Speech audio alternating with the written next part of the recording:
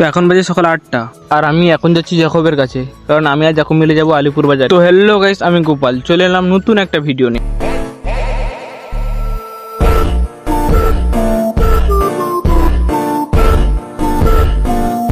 আর এখন আকাশে মেঘলা ভাব, আর জ্যাকব আমাদের বিল্লা মোড়ে ওয়েট করছে ভিডিও বানানোর জন্য। তো ওকে নিয়ে যাবো একটা কাজে, তারপর কাজ থেকে এসে ভিডিও বানাবো।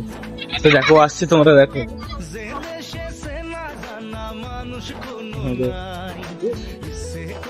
চলে এসছে, এখন যাবো আমরা আলিপুরের দিকে, ভিডিওটা দেখতে যাবো।